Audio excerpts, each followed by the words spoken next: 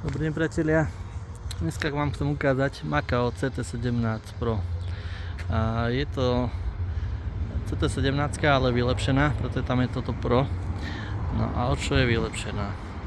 Tak začneme s rozťahovacím podvozkom. V stiahnutom stave to má 110 cm, keď sa rozťahne má to 140 cm.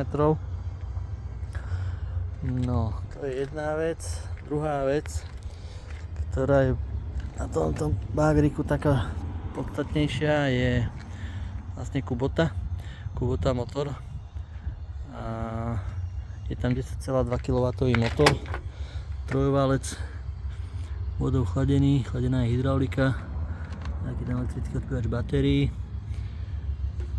Tak v tomto je to taký rozdiel. Keď to pozrieme odzadu, vidíme, že je to široké, má to väčšiu stabilitu.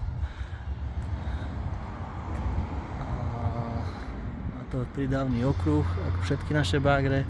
Tento je vybavený vlastne cvakacím rýchloúpinákom. Mimo ose kopanie. Všetko je to vlastne jednoduché, prístupné. No, môžeme si ho naštartovať.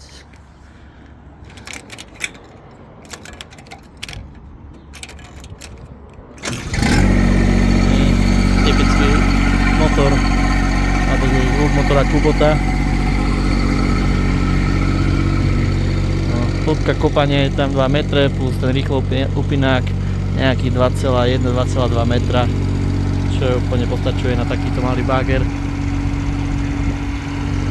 Je tam ochranná striečka, je slnko, ale ochranný rám. V prípade, keby sa niekto prevrátil, tak ho to určite zachráni. Jednoduché ovládanie.